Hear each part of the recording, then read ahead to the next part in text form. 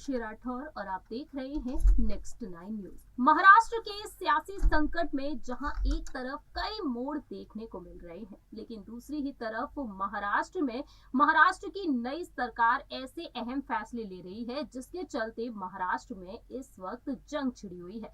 एक तरफ supreme court में सुनवाई जारी है कि आखिरकार असली शिवसेना किसके पास है। शिवसेना के प्रमुख उद्धव ठाकरे का गुट है और वहीं दूसरी ही तरफ है महाराष्ट्र के नए मुख्यमंत्री एकनाथ शिंदे का गुट। जी हाँ, इस नई सरकार को बने हुए 1 महीने से ज्यादा का वक्त हो चुका है, लेकिन मंत्रिमंडल का विस्तार अब तक नहीं हुआ है। मंत्रिमंडल के विस्तार को लेकर इस वक्त काफी गहमा गहमी देखने को मिल रही है, लेकिन इस गहमा गहमी के बीच तमाम सवाल भी खड़े हो रहे हैं, तमाम कयास भी लगाए जा रहे हैं। हमारी इस रिपोर्ट के जरिए एक बार हम फिर से बात करेंगे डिप्टी सीएम देवेंद्र फडणवीस और बात करेंगे शिवसेना के प्रमुख उद्धव ठाकरे के बारे में। जी हाँ, दरअसल आपको बता दें, उद्धव ठाकरे जो इस वक्त तमाम दिक्कतों का सामना कर रहे हैं। सुप्रीम कोर्ट में चुनाव चिन्ह को लेकर जंग छिड़ी हुई है कि आखिरकार चुनाव चिन्ह पर आगे चलकर एकनाथ शिंदे चुनाव लड़ेंगे या फिर नहीं। ऐसा बिल्कुल भी नहीं चाहते हैं उद्धव ठाकरे। दूसरी ही तरफ नई सरकार ने जिस तरीके से ईडी के चंगुल में फंसा दिया है, अब शिवसेना के सांसद संजय राउत की पत्नी वर्षा राउत से हाल ही में पूछताछ की गई, जिसके दौरान कई बड़े खुलासे हुए हैं।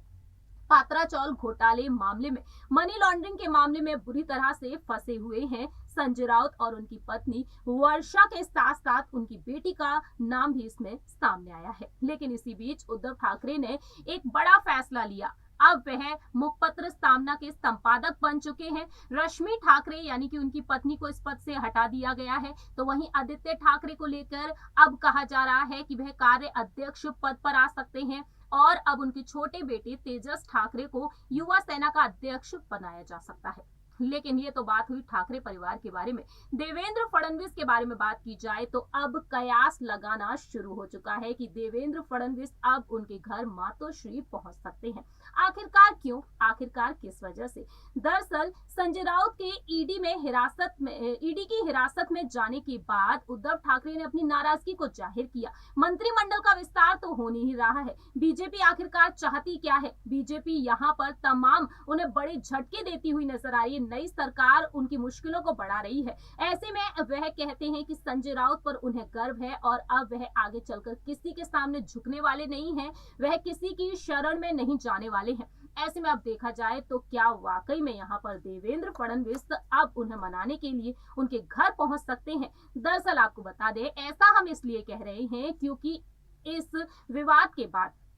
तमाम विवाद के बाद यह सामने आया है, खुलासे हो रहे हैं कि उद्धव ठाकरे बीजेपी के साथ गठबंधन करने के लिए पूरी तरीके से तैयार थे, लेकिन उद्धव ठाकरे संजय राउत के चलते पीछे हट गए। जी हाँ, आपको बता दें कि हाल ही में एकनाथ शिंदे के गुट के जो विधायक हैं संजय शिरसाट ने कह दिया था कि शरद पवार जो हैं, शरद पवार के मोहरे हैं संजय राउत और उन्होंने शरद पवार के लिए काम किया और अब देखने को मिल रहा है कि शरद पवार चुप्पी साधे हुए हैं। रामदास कदम ने कहा कि वह पहले ही मान चुके थे बीजेपी के साथ गठबंधन करने के लिए। दीपक केसरकर ने बताया कि गठबंधन के लिए पूरी तरीके से तैयार हो चुके थे उद्धव ठाकरे, लेकिन रामदास कदम कहते हैं कि बीच में संजय राउत आ गए और गठबंधन होने से रुक गया। ऐसे में दीपक केसरकर ने कह दिया कि मजबूरी में उन्होंने फैसला लिया। जिस तरीके से सुशांत सिंह राजपूत मामले में आदित्य ठाकरे का नाम सामने आया और उन्होंने सीएम पद से इस्तीफा देना ठीक समझा। दीपक केसरकर का भी यही कहना रहा है कि शिवसेना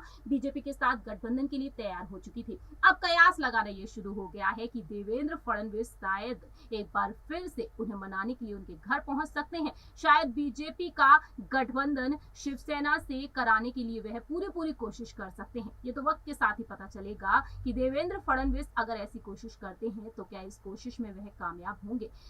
ये जानने के लिए आप देखते रहिए नेक्स्ट 9 न्यूज। बाकी की तमाम अपडेट्स हम आपको देते चले जाएंगे लगातार हमने अपने इस चैनल के जरिए। इस रिपोर्ट में इतना ही। बाकी की तमाम अपडेट्स के लिए देखते रहिए नेक्स्ट 9 न्यूज।